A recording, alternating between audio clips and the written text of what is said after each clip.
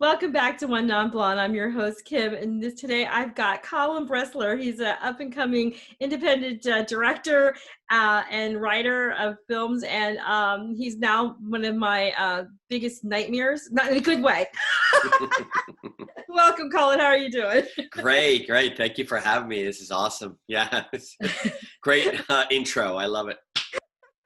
So Colin is he writes some very interesting thriller slash like horror type of movies. So if you haven't had a chance to check them out, they are pretty scary. I just got done watching Domestic Hell, and we were just talking about it beforehand. And the opening scene alone, the first like what minute, not even, you're like already know you're in the way of being thrown into some kind of emotional turmoil.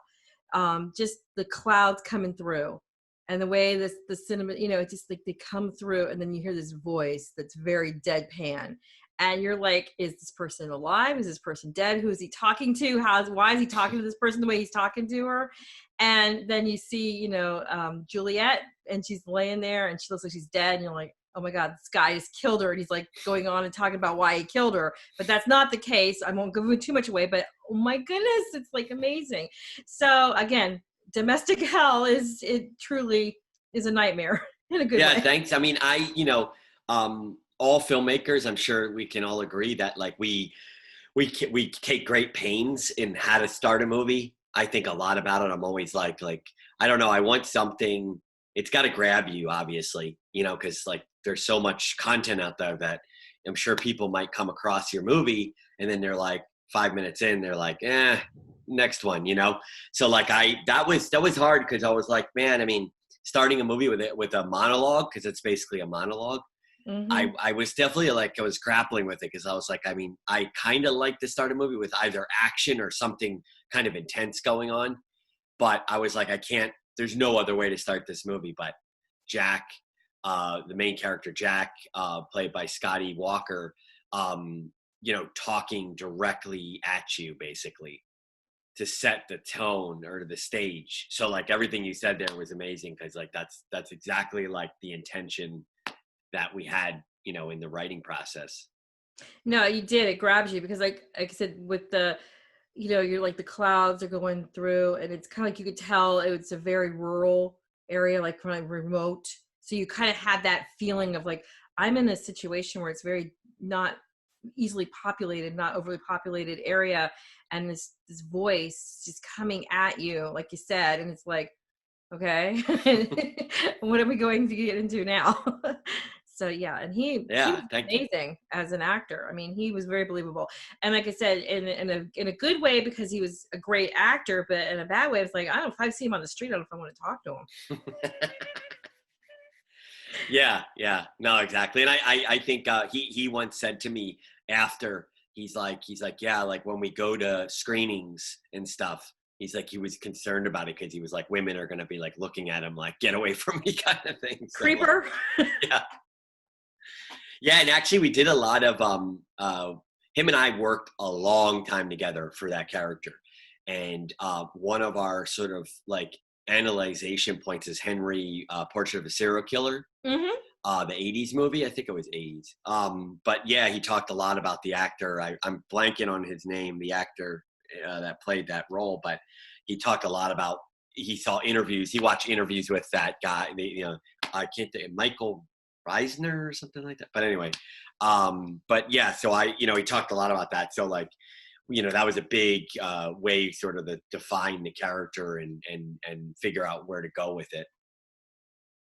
I think that like even though it's you're watching a movie, there's parts of it that kind of are ripped almost from the headlines. So what gives you inspiration to write something like these dark kind of movies and films? Well, yeah, I mean, it's kind of like each time it's sort of like, I like to set a scenario, I guess it is. I like to go, a what if, right? So create a what if. So in Domestic Hell, not giving anything away, but I'm sure you understand the what if, right? So it's what if a married couple did this. and how would that unfold, and all the different layers to it. And then in Remy's Demons, it was kind of like Carrie, the mother in the movie Carrie. I was like, well, what if the mother in the movie Carrie had, you know, a child on the spectrum, the autism sort of Asperger's spectrum, and also was into witchcraft and Satanism and all this stuff, and was trying to, you know, gave him a worldview, a very specific worldview. And it's kind of that like what if question growing out of there. And then new characters come into the story. You're like, oh, it'll be interesting. Like in the story of Domestic Hell, the character of Olivia, who's this sort of detective. She's not an actual police officer, but that actually came out secondary. Originally, it was just supposed to be about Jack in the house and all the stuff going on in the house. But then I kind of was like, I think the audience needs a reprisal where they can kind of get out of the house and not be so bogged down in that. And also I wanted someone to show, like someone who loved the victim and the character and the story and sort of wanted to help kind of thing. So it's like, I mean, the writing process sort of just keeps expanding on itself. And I happen to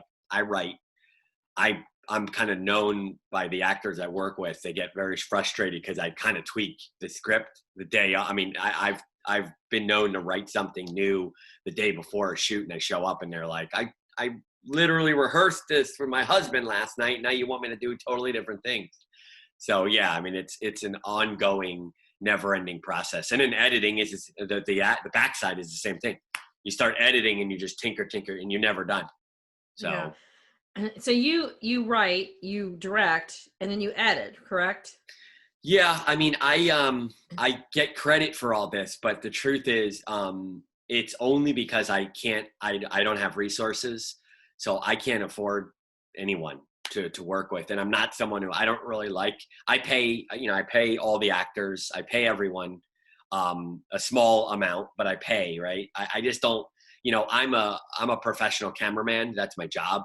And I just know what it means to do these things. And I just don't feel right about asking someone like, hey, can you edit my movie for free or whatever? And also people are busy, it takes, I didn't know how to edit very well at all.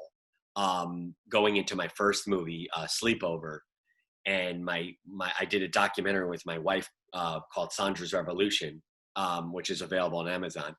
And basically I wasn't supposed to edit either of these projects, but we had some issues with editors and time and stuff.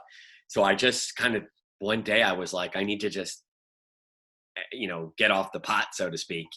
And I just went online and I studied Adobe Premiere, edit suite, watching YouTube videos and reading articles. And then I just taught myself how to do it. I don't in any way think I'm a good editor, but I'm serviceable. I can put together a cut. I have a lot to learn in that department. But like I said, my formal training is in camera, cinematography. Which I can tell. And I knew, because I kind of looked you up, but I knew that just from the first shots, because again, I took classes in pulling apart films critically in all different areas, and your lighting and your angles and just the way you use that camera is just, you feel like it's part of the whole process. I mean, it's like you can have a great movie, and if the cinematography is not there, it's not there, because obviously what do we look? We start a video, like you said, with your eyes.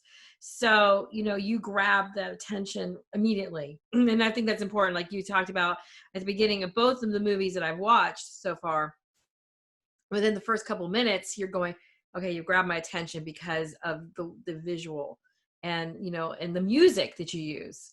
Kind of like that emotes, again, that fear of like, okay, something is, looming, something's coming. And that to me is really important, because again, with so many opportunities and so many options people have, I can tell you right now, there's days where I'll just like flip and flip. It's like, but then if you don't get grabbed in the first 2 minutes, 3 minutes, you're like, okay, next one. So you do need to do that. So you do have that ability. And I think that's a gift not everybody has. Thank you so much. Yeah. Like I said, I mean, I went to film school in New York and learned cinematography. That was my formal training. And then went and, worked as a cinematographer. I still do to this day. I didn't start to like become a filmmaker until about 10 years ago. And I just sort of like, I started doing I did 2 short films. And then I was just kind of like, I got the bug. I always wrote, scripts. That was just a love of mine. I mean, I wrote scripts in high school. And so, I knew I'd like to write. I just didn't have the sort of guts to direct yet, and definitely not to direct and edit and all that stuff. It's hard. I mean, I think, so on all of my movies, what I do is, because I'm the cinematographer and director, physically what that means is I'm literally like, I'm holding a camera, right? This is a phone, but like imagine and so there's a physical impediment to that, right? Cause like I have a camera, sometimes I'm handheld, whatever. And I have to like literally physically like tell the actors like, hey, so let's do it again. And I give them notes, right? So what I've done is on Remy's Demons, for instance, I co-wrote the film with Josh Kaza, who's like an awesome writer out of San Antonio, Texas. And so what happened was when I was starting to do the film, I was like, I needed a script supervisor, but somebody that knew the material. So I asked Josh, I sort of begged him, I was like, can you please come and help? And he did, and it was amazing. I mean, so like Josh was able to facilitate those last minute tweaks. If I were caught up in a lighting moment or doing something on set, Josh always was there with the actors going, hey, you missed this line, or, oh, you flubbed this one word. You used the word and you're supposed to say then, or whatever, right? So it's just those little nuggets that what happens in like no budget filmmaking that I exist in. It's like, you've got to have those like components, because especially in my case, because I know other no budget filmmakers that I'm friends with that they have crew, they have a cameraman and other stuff. But I've just kind of like, because I'm a cinematographer by trade, I know exactly what I want in that world. So like, I just do it, as opposed to hiring somebody. Down the road, I'd like to expand out and have, start to have bigger budgets and a crew and work with a cinematographer to like make it even better, Yeah, I could see that, like you said, even though it's a independent film, it has a lot of elements of like very tight professionalism. And again, it comes from your training, because, sometimes you like anybody with a camera, like I said, can jerk around, make things jerky and, the edit clips, but it was very seamless, especially, and I can tell, I mean, just the difference between, and they're both great, but just the Domestic Hell and then the cuts. So you're getting better on your editing on, Thank you. on Remy's Demons.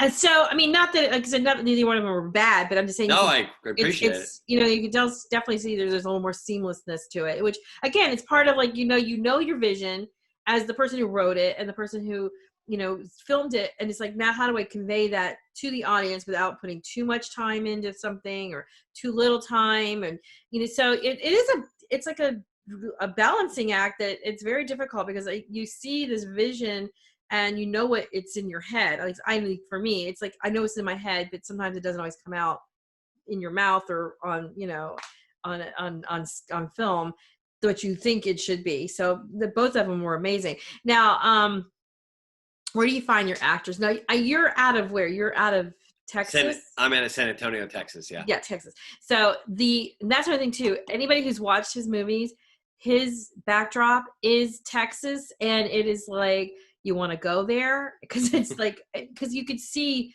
like, I don't know, you find some really great places to shoot. I really have to say.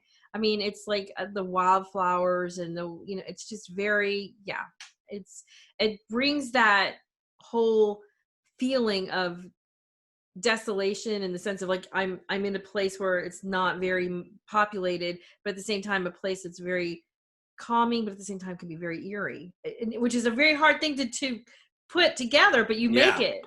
Thank you so much. Wow. Yeah. I mean, San Antonio is an incredible place to shoot film. I mean, we're south of Austin, about an hour south of Austin. So Austin's very famous for its independent cinema, but San Antonio, I mean, there's so many like amazing, you get the city, right? So you could do an urban kind of story or scenes.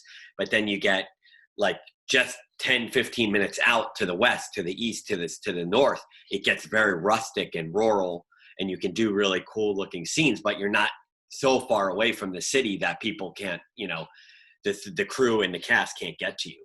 So it's an awesome place. On Domestic Hell, for instance, that was a Airbnb that I rented in a town called Blanco, Texas, which is north of San Antonio, about 45 minutes, I think. And it was far enough that I told the actors, I said, look, just stay in the Airbnb. There was a 2-bedroom Airbnb. So they actually slept there every night, and it was kind of intense for them because obviously what happens in the movie is quite intense. And the depiction of domestic violence and all that kind of stuff is intense. So a lot, they told me at the end, they were just like, it was such a drag on them because they couldn't get out of it. So they were all day acting and being a part of this like craziness and this horror thing. And then at night, everybody left and they'd be left there, the actors, and still sleeping and living in this environment, so that was a really interesting thing for, to hear them talk about. But yeah, I mean, I found that like, I wanted something very like that people felt trapped, that they felt that, man, there's nowhere around this place. Like, this place looks like it's miles and miles from anything. And obviously Jack would love that because that gives him the ability to be secluded and do whatever he wants and not worry about a neighbor calling the police or whatever, So yeah, and to answer your earlier question, casting. So there's a June Griffin Garcia casting down here. She's incredible. She's an actress herself, but she's also a casting director. So I met her. She is in Domestic Hell. She plays Miss Conejo. Remember the woman that he shows the house to? Yeah. That's June Griffin Garcia. She's a great actress, by the way. But she also she's like an amazing actor recruiter, but she casts. So she knows everybody. So on this movie, on Domestic Hell and Remy's Demons, you hire her and basically like, I would just email her, hey, I need a kid, Hispanic looking kid, 4 years old, and I'm not, within a day she'd have them for me. So that's a huge resource. But some of the actors in Domestic Hell particularly were in my previous movies. So I had already formed a bond and a relationship with them. So like Billy Reyes, who plays Olivia, was in my other movie, Bloody Drama. Excuse me. And Scotty Walker was also in Bloody Drama. So, it's like you form, a lot of directors use similar actors. So it's like, oh, hey, I'm doing another one. Do you want to be in this one? So, yeah. So I either have pulled from past movies or June helps me find actresses and actors. Well, they did a great job. Like I said, because I watched a full amount of Domestic Hell, so it was like, and I actually just finished watching it last night, and I didn't go to sleep right away because I was like, oh, I'll just watch this, and it'll be no big deal. And it's like, Yeah. So I think, we talked about all the stars, but I think one of the stars of the show is Daddy, the shirt. And when that is put on, I'm like, okay. So where did you find that? And it became its own, I think, its own character. Didn't you? Oh, wow. I mean, I felt like it did. Yeah, I mean, the funny thing is, and not to like bloviate, but like it definitely marked a transition for the character. So I try to take, even at a no budget, I try to take every element, right? So as a cinematographer, color is a huge deal to me. I know that the value of color and color cinematography is important. So I generally start out a movie once it's like the writing is pretty good. Maybe it's not finished, but it's good. I'll start to create a color value template for each character. In Domestic Hell, it was really big because each character had a character arc, color arc, right? So with Jack, he starts out with red, so his ties are red and he has like a red undershirt and all this kind of stuff. And then as he sort of devolves into even more, I'm not going to say madness because he's already insane, but like the deeper levels when he starts to sort of let go in the film, he gravitates towards orange, a sort of desaturation of his red, you know. And that, so I was looking and I'm going on Amazon and I'm trying to find, like, I knew it had to be a tank top type shirt because I knew it was going to be really mostly lounging around the house. So I was like, well, what? And I just saw it and I saw this tank top with Daddy. But here's the funny backdrop to that is, so Scotty, like I said, Scotty and I met, I mean, probably 40 times at Starbucks to talk about like the character. So we had gone back and forth. Jack is this, Jack is that, blah, blah, blah. And so when he gets to set, I'm like, all right, we're shooting tonight. And I hold up the shirt and he was like, no. He's like, that's horrible. No, I'm not wearing that. That's ridiculous. And we fought about it. And I was like, I go, no, I'm telling you, I think it's right. You know, because it plays into the notion that like Angelita Aron Sorensen played Juliet. And Juliet is, you know, she's someone that really saw herself as being a mother and a caretaker, you know, and it didn't work out that way, obviously. And so that shirt sort of signified in a way, it's sort of like a crippling jab at her internal struggle, you know, because they've talked about having kids and they've talked about, you know, and what he does is he pulls her along.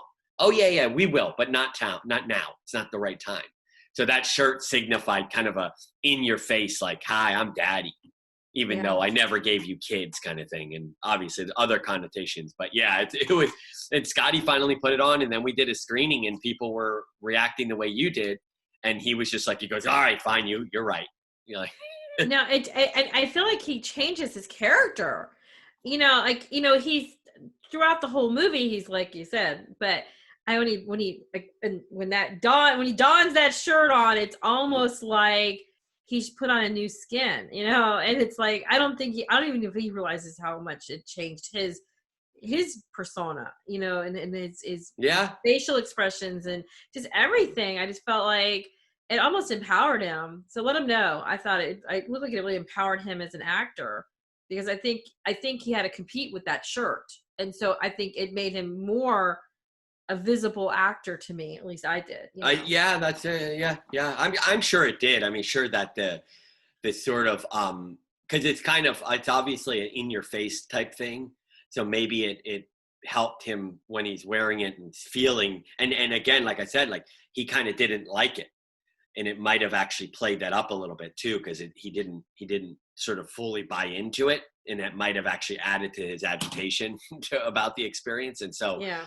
I agree with you. Yeah, no, that's interesting. Yeah. So that was the color value, and that shirt just kind of came out of that color value template. I was trying to figure out who would even sell that shirt. I don't remember the brand or anything. And then, except for you, because you're doing a movie, would buy that shirt. I'm just kidding. Sorry, if you own the shirt. Hey, I wear it all the time. No. I'm sorry. Sorry, actually, he autographed it. We did a screening, so I made him autograph it for like we did a screening with the battered women's shelter of San Antonio, because obviously the subject matter in the movie's pretty intense. Yeah. And we auctioned off like paraphernalia from the film and stuff, and we raised some money for the battered women's shelter. It was a really great event. So he actually signed that shirt. So I don't think anyone bought that one, but. Yeah, probably not. So now the young lady who plays Juliet, she's in the second one too. She's in Remy's Demons. Yes. As well. Yeah.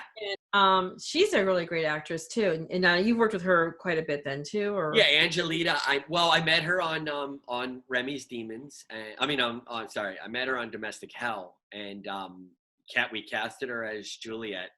And then early on, I call her the mayor of San Antonio, because she's from San Antonio and she just knows everybody, like everyone. She knew June, and the only reason I met June was through her. And she just, and so early in Domestic Hell, I just kind of realized she was basically being a producer on the movie. I mean, I would call her, I need a bar. Okay. And then, an hour later, she's sent me in the name of a bar. The Yeah. bar in the movie, you know, and it's just like boom, boom, boom. It was just the best example was Olivia goes and sees a police officer, and that police officer, I literally wrote that scene. That wasn't in the script. I texted her and I said, "Hey, Angelita, is there any way you could get a police officer like in uniform?" And she was like, "Oh," she got me two. The first guy bailed. The second guy came through, and his name was Roger. I'm actually looking him up as we speak, but yeah, like Roger came on last minute. He's a part of the San Antonio Police Department, and last minute he came on and he just killed it. Like, yeah, he did. When you said he was not an actor, I would have been surprised because he did a great job.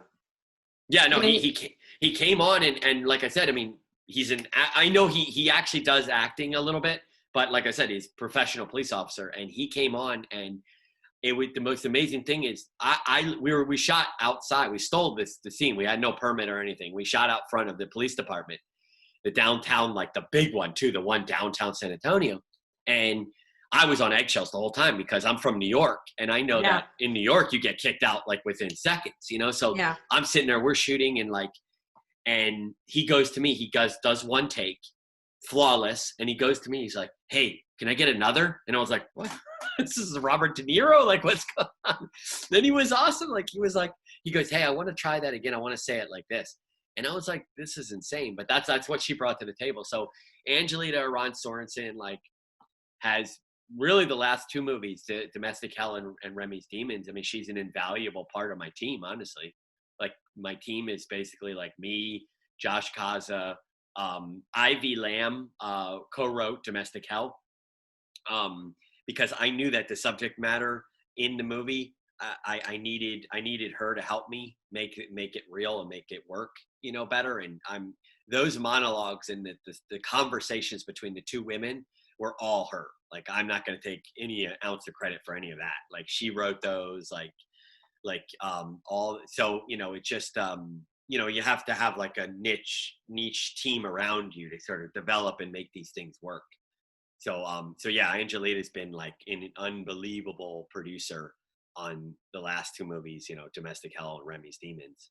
And she's in both of the movies. And the cool thing is, in Remy's Demons, when you see the whole film, you'll see her acting chops, because I gave her the role in Remy's Demons of Mildred. It is a 180 from Juliet. 180. Oh. Yeah, I started watching it, and she's in the beginning of it, but she's still not like towards the whole thing yet. She's still kind of like, but I knew she was top billing because I knew she was up in the top. So I know she's got something coming up big. Yeah. And so she, you know, because when I asked her to play Mildred, she was a little apprehensive. I mean, she was up for the challenge, but she was I could tell, like, she was like, "Oh, okay." And I sent her some clips of different characters from other movies that I thought kind of what I wanted Mildred to be like. And I was a little worried, only from her apprehension. I was now worried because I was like, uh-oh. And I remember we did a table read, and she did fine there. It was just a table read though. And it was at the public library, and it was kind of awkward, you know, but then the first day she shot, I was like, she nailed it. You know, I had to give her minor tweaks. Oh, can you do this? A little bit more gruff here, a little this, you know, and I mean, she nailed it. Like, I mean, she's, you know, the big thing that people watching my films, the important thing for me, if they're like you, that they're like interested in cinema and have education in it, or is that, like, you know, these films, Remy's Demons more than Domestic Hell, we shot Remy's Demons took almost a year to shoot, not because it took a year to shoot, just because, like, everybody involved has jobs and families and life. And so, like, in Remy's Demons, Jason Scarborough plays Remy, the lead. He's in almost every scene. I casted him. I don't even remember. I think it was in the summer, and we shot all the way up until last November was his last shoot day. And he had to, like, encompass and live in the skin of this guy all that time. He couldn't shave. He wanted to shave so badly, you know, and, like, it's just those kind of stories, you know, tell you kind of like what kind of the the buy-in that everybody involved, and not just my movies like mine. Like I know they're happening all across the country. Like people like give themselves, their heart and souls, and I'm sure their family, their wives, their husbands are going, "What are you doing, man? We shot till 11 o'clock at night. Where are you? Why aren't you coming out? Really, you're still doing that stupid movie? Like, come on, And so, and that's the thing. And when you get to the back end, and you're in editing or you're finishing editing, I always see their faces in my mind, and I'm like, they're what buoys me, because like I get these moments where I'm like, oh my God, I want to just be done with it, but I always say, like, I've got to do it, I've got to, like, how can I let them down, So I know Remy's Demons is kind of not. I got a preview. Thank you. So when is it going to go into distribution, and what are the plans for this movie? I mean, I know that obviously you have plans for it. It's not going to sit there. Exactly. Yeah. So Scream Time Films is a really awesome indie horror film distribution company, promotion company, and they make their own movies, but they also distribute other independent horror, filmmakers like myself. And they had distributed my first and second movie, Sleepover and Bloody Drama. They weren't involved in Domestic Hell, but when I made this movie, I wanted to go back to them because they were so great to me, and I wanted to, and I really liked working with them. So they're awesome. They take the movie, they do all the DVD distribution, and then they put it on all the streaming platforms. So right now we're a third party company is what helps put it onto Amazon and Apple TV and all the different sites, the streaming sites. So we're just waiting. Everything about Remy's Demons is just in the waiting process. It's done, it's edited, it's final cut, everything. It's just that it's in the process of distribution of, so I, every other day I check on Amazon to see when it's going to be up there. So what I'll do is I'll email you immediately once it's out. But yeah, that's the process. It's available on pre-purchase at screamtimefilms.com or on Amazon Prime Video. The DVDs are actually up there on sale. It's just that you can only pre-order. They'll be available June 9th. So if you're a DVD collector, and these movies that we've talked about today sound interesting, then they'll be available June 9th. Domestic Hell is up on Amazon Prime. It's on Apple TV. I think over 20 streaming sites. So you can, if you've been interested by our conversation, you can watch that literally right now on Amazon Prime. Yeah, it's not like a movie you're going, oh, okay, we pop some popcorn and let's go. It really is a movie that you're going to have to like be prepared to watch, but it's a good. I mean, it really does open people's eyes, and like the acting is really great, especially, I enjoy it. I enjoyed I enjoyed the interactions, like you said, between Dahlia. Yeah, Dahlia. Yeah. Dahlia is her name. Yeah. I'm gonna say it was late. I got done at 1 a.m. Oh wow, thank you. Yeah. Wow. So Dahlia, and then Julia, and of course Jack. Jack is and Olivia. But I think that the girl who played Dahlia, she did a great job. Sweet Van Loan. Yeah, she was so wonderful, and I think that she was so believable. But at the same time, she played a vulnerable character, but yet you could still see her strength. But at the same time, I'm glad you did but you included Olivia, because at one point when she's like, there's nothing I've done right. There's like, I've got nothing and no one. And it's almost like she felt like she deserved that punishment. And I was glad that you put in a character to say, no, your value is there, and I'm not going to stop until I find you, which I like that. Thank you. Wow. Yeah. That was I mean, Sweet, like probably over. I mean, Angelita had a really tough experience, obviously, but Sweets was particularly tough based on no spoilers, but based on the circumstances, was quite difficult. And like I said, I mean, they just, I've been blessed. I mean, all my movies, like the actors have just given it, it's like, I've been so blessed by the fact that they've all like bought in and like gave 100%. And so, yeah, I mean, Sweet I agree with you. Like, I love her performance. And I think like to pull off the nuance of all the feelings that you would have in a circumstance like that, like the fear, anxiety, and all the other stuff, like unbelievable. And yeah, I mean, I would do, and the thing is, like, for me is we had, all the house stuff, I think, was about 60 something pages of script. We had 4 days. That was it. And so that comes out to over, I think, 13 pages a day. And that's like an insane amount. And so I didn't have a lot of takes. I knew I couldn't do 17 takes of anything. So like that, the actors knowing their lines particularly, but also doing them so well was such a big deal to me, because I could do 2 takes and move on, and just get to the next thing. And so, yeah, I mean, it's just such a blessing. Yeah, 'cause I think, like Julia's character, she's the, and Dahlia, it's like as they started to form this relationship, you could almost see where, Dahlia could find out why Julia did that she did, because she was kind of now being sucked into this relationship. So that was good, because I think that gave it, because sometimes you go, as a person who would read the news or hear the news, say, how does somebody stay there? Yeah. How does somebody allow that? And not to give away too much, but how what kind of person? And then you get to talk to or hear their conversations, and you start to hear where they're coming from, and then, like you said, it's like almost a norm to them. Yeah, and it was important because, like I said, Ivy Lamb, my co-writer, she, her and I talked a lot about that, because she knew people with that experience, and not the movies experience, but domestic violence scenarios and situations, and that was a big thing for us, was that we wanted it to be real, but also we wanted it to depict that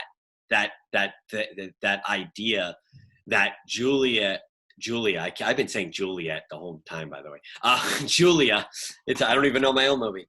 Julia, the character, is trapped, and you get to see kind of like how the manipulation works, and how he kind of makes her buy into it. And even though you're appalled, you still, you see it and you go, oh, I can kind of understand why she's staying in this circumstance. But obviously, the two characters sort of help each other through it in a way, and expand, and kind of like the growth and change that happens, Yeah. So yeah, I agree. I mean, it's, and that's the thing. Like I was telling someone else that, it's my philosophy is like, I don't come from a deep sense of like horror background. I'm not someone that I've watched every horror movie. I haven't, right? I'm a cinematography background, and the movies that I gravitate to are across the spectrum. I like horror movies, but I'm not like a quote unquote horror of like fan, or someone that just knows everything about the horror genre. And so what I try to set out to do is, at minimum, I want to, at minimum, is try to get you interested in the people and care about these people. Then from there, it's like, well, I just hope maybe I can scare you a little bit, or creep you out, or whatever. But I can't, like, I'm not good enough, or it's not where I'm at right now. But like, I want you to, at minimum, I've got to hope that you go, okay, I'm interested in these people. I want to know, I want to see where this is going, and in Remy's Demons, it was, it's just the evolution. Like this is, Remy's Demons is my 4th movie. So now was trying to expand and go, okay, what are new challenges? What are new things I can do? And I really wanted to get a little deeper into character, and into particular, character struggle, and sort of like, get more in depth into that. But, it's like, yeah, the key is just finding a way to kind of get you interested enough that you're like, okay, okay, Julia's going through this, and Jack is super like, where's this guy going to go with all this? And if I can get you there, then the hope is that some of the scares that I'm lining up will get you. Yeah, because like I said, I was thinking about like Julia, for example. I know we talked about color spectrum. She wore a lot of black, but she always had yellow.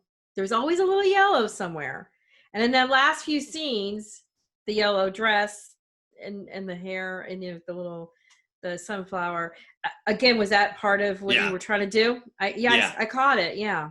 Yeah. So it was like her personality when Angelita and I were talking about it, and Ivy and I were developing the character. It's like her personality. The idea was Jack sort of like pulled the color out of her over the years, right? So if you had met her before Jack met her, she was a bubbly, anxious person, anxiety, but she was a trying to be happy, and the kind of person that tried to put a bow on a yellow bow on everything and make it. Yeah, see a little bow after that one night, just a little bow in my hair.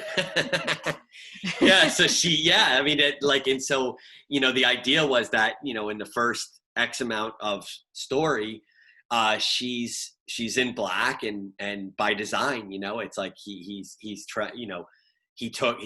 was always trying to pull that color out of her, and like you said, she always found a way to add just a little bit to whatever she was wearing or her experience, and then obviously by the end she breaks free entirely. So it's kind of like this whole juxtaposition. But yeah, I mean, it was all, like I said, I mean, I try hard in Remy's Demons. It's not as much, there are wardrobe choices that we made, but the lighting color, I did a lot with lighting color in Remy's Demons more than I have ever before. Those are the emotional cues and sort of the personality cues that the characters are going through. But it's fun. Honestly, it's just fun, to be perfectly honest with you. I really enjoy theory, like film theory and things like that. And I really enjoy like, those angles and elements of cinema where it's like you can really play with things in the background or minor things that you don't think that big a deal about, but then you can play with them and say, I'm going to add a flavor here. I do a lot of Easter egg stuff just because I watch a lot of YouTube. So I really enjoy like the Easter egg stuff. So I throw in a lot of like little Easter egg things from my fandom of other things. And I also think that if people who are truly into like some type of psychological thriller or something that you want to like analyzing it and the critical thinking, so you're entertained, yes, but there's also that critical thinking, so you don't feel like you're just watching mindless whatever. You do have to stay on your toes, and there are so many little, like you said, little layers. I always call it like layer cake. Like you put little layers and you keep stacking it, and as you watch, you can see more. And if you like now having this conversation, I'm actually seeing more. I mean, because the movie's still fresh in my mind, but I see more of the elements as well. So it makes it a really, you're thinking man's or thinking person's director, writer, cinematographer. So that's a good thing. So I think that makes a big difference, because sometimes we're just so used to watching fluff that we don't realize that it is an art form. And it's also, cinema should also give us an opportunity to think and reflect on society. And even though something could be as like in Domestic Hell, yes, that is something that is possibility. Of course, it's on the far-fetched end of it.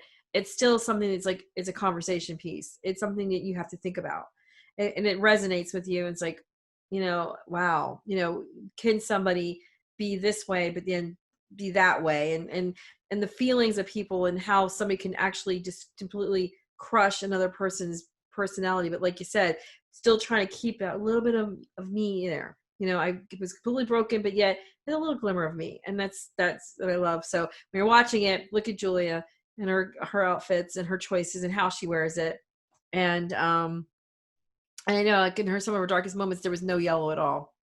I noticed that. And and then Dahlia, and her kind of her journey as well, and of course Olivia, her never giving up and persistence, which is really important, I think. Thank you so much. Yeah, I really appreciate you watching it. I can talk about all this stuff all the time. So yeah, that's awesome.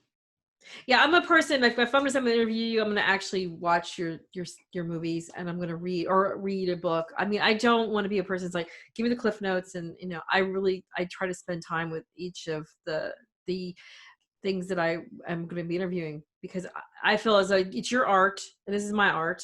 And so so therefore, I'd be respectful of it. I don't want to just pretend like I watched something. As you can tell, I watched it. Yeah, no, absolutely. Yeah. Yeah. I No, can I almost agree quote. I can quality quote some of the lines too, because it's like but like the roast beef scene.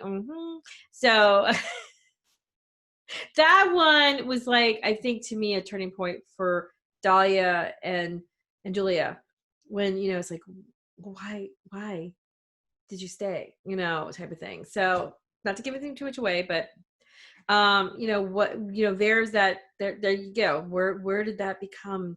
That's when she truly became broken, I think, Yeah. and so therefore, yeah, it's just, yeah. So I really appreciate No, thank having an you. Yeah. opportunity to talk to you.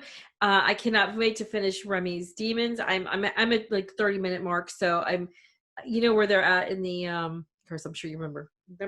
29:38. Now, when Remy's actually talking to, no, what's the young lady's name in the cemetery? The girl, Vera. yeah, he's talking to her, and he's kind of sharing with her, a little bit of what's going on in his life. So it's like I said, it's going to be interesting to see where these characters, go from here. So I I mean, know it's I'm super psyched. I can't wait to hear more from you because you're, you're one of the few people that I know is about to have seen both. And it's kind of cool because like you get to see sort of my trajectory and also like they're entirely different movies on every level. It just, I don't know, it's just kind of cool for me because it's like you get to see, you're seeing kind of like, oh, okay, so it is totally different. He's dealing in totally different subject matter, totally different, arena. So yeah, that's pretty cool. but I could tell you though, for those of you, I can see you already have a signature. Oh, You, wow. I see it. Your opening scene, you definitely have a signature on it. That you bring in. It's almost like a swell. It's like you start out and you feel it. Like I said, the monologue and Domestic Hell, and the, again, not to get too much away, but the chanting and the way it just kind of like amped up, amped up, amped up, amped up, and then you see the person and the candles and the little boy, and it's like, okay, we're going somewhere here. And the music that you use, and it's like it gets you started. It's like, okay, I know that I'm going on a ride. Oh, that's awesome. Thank you. No, it's, yeah, yeah. It's such a, my thing is I'm 44 years old. I went to film school over 20 years ago. And I'd say the last 5 or 6 years of my life I call it kind of my second film school, because this has been so fun to like learn on the job and sort of like make these films and see. And like you said, like I'm so happy to hear that you're seeing that, because like that's what I'm just trying to evolve. And I do like a signature to some degree, like a style that you can see that like, oh, this person is sort of coming at a certain angle at this stuff as opposed to whatever. So that's huge. That's so cool. Well, thank you. No, thank Well, you. I'm looking forward to finishing that, and more to come from you. And I know I'm in Florida and you're in Texas, but if you ever need an extra, I'm Definitely. here. Or a critical eye or whatever. Just, I said, I love film. I do. I like when like you said, I want to be able to, not to say that I don't want to sit down and enjoy like a popcorn eat and popcorn thing, but I also like movies and films that make me think. And so, and it gives me that satisfaction that I can critically look at something. And I guess because I spent like in my degree, like I said, I spent a lot of time watching a lot of foreign films, a lot of films that the American audience may look at going, "What the heck?" But that's it makes you, more enjoyable. It makes me enjoy it. It makes me appreciate, I guess more is what is the word I should do. I appreciate the art because there is Yeah. art to it, as opposed to just like, you didn't entertain me the way I wanted to be entertained because, there's no car crash. There's no CGI, Yeah, but yeah, that's yeah. not what it's about. Sometimes I go to those movies and it's like, if I have to watch one more CGI, I'm walking out, but that's just me because I look at a film differently. So I want it to be Yeah, art. yeah, I want it to be a piece of art because it's what it is. It's a piece of yeah, art. yeah. Yeah, and and it's like I think that like for me, I love the films that are able to sort of ride both lines, like they're artful, but they're also like drenched in great plot and story, and you Hmm. got a lot to hang on to. Oh, I mean, I love the sort of over art movies where it's like there's not a lot of plot and it's more about the art. That's fine too, but like there's times I've seen movies where I'm like, oh my god, this is a magic, like so perfect, Yeah. um like I like the movie Us. I don't know if you've seen that one. Love that movie. Yeah, me too. Oh my gosh, he is, to me, he is like the epitome of, have you seen Get Out? Yeah, He's yeah, amazing.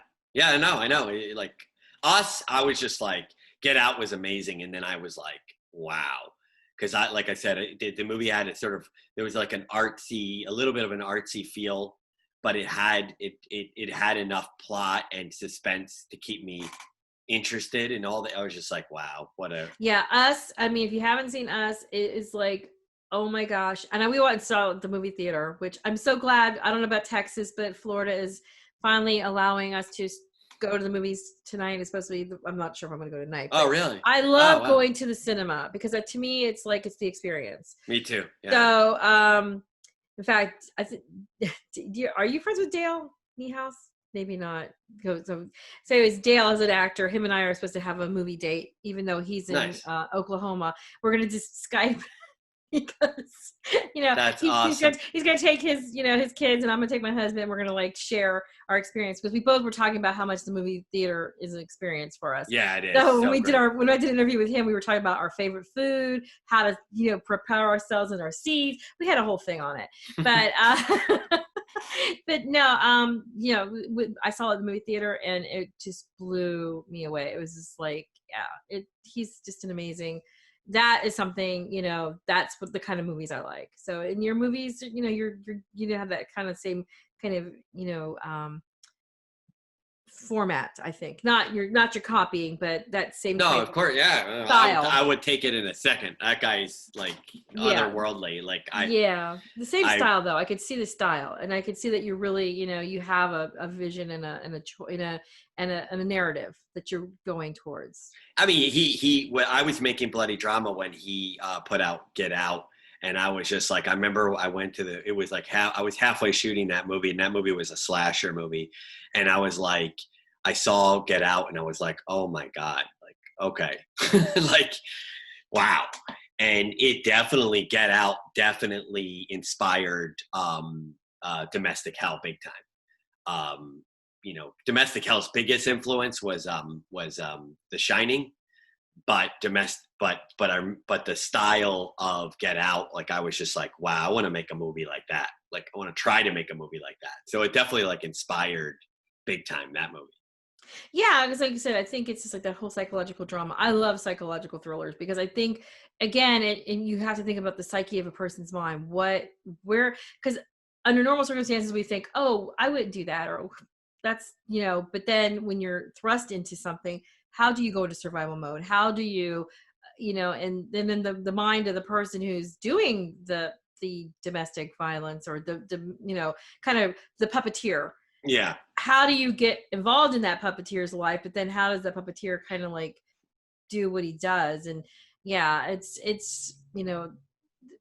like I said, Julia grappling with what she's like, she knows what's going on, but at the same time she's like, I'm cognizant of the fact that I'm doing this and it's not right, but at the same time I'm like, but I can't help it because this is what I have to do because I'm trapped, so yeah. Yeah, no, thank you for watching. That's amazing. Really appreciate it. You're welcome. So you've been listening to One Non-Blonde. I'm Kim, your host, and this was with Colin Bressler, who one day I will know will be making some type of film that will be in the Academy Awards, a short or something. I wish. And, I wish. and you do. I know you real quick, but I know you do cinematography as your day job. So you've been in a lot of you've shot a lot of great shows and stuff like that. I know that you have your impressive resume. Thank you. So keep up the good work. You I have a will. great Thank eye. you. Thank you so much. Film school did very well for you. Thank you. It was an awesome school. Actually, this year, this Academy Awards that just passed, Jaron Blaschke was a good friend of mine during film school. We went to the same college, and he was nominated for The Lighthouse. Oh, yeah. So that, we did well. Martin Algren is a cinematographer. He shot the that HBO show, coming with John Turturro, the one that it's out now. But anyway, he shot Altered Carbon for Netflix. So as School of Visual Arts is an amazing school. But I'm sorry, you were wrapping up. But yeah, that's okay. No, that's good. No, because I really give it a plug. I mean, because really, I mean, I think that, and I'm just gonna say this as a go follow your dream. And I'm a little older than you, but I'm doing my dream now. And I wish that somebody would have encouraged me to do what I wanted to do when I was in my 20s. So now, your fruition of, in your 40s, it's showing, and that's a good thing. So, not everybody has to not follow that dream of artist, because artistic people are very much needed. So thank you so much for your art. Thank you. And your vision. And as always, stay true to yourself. Okay.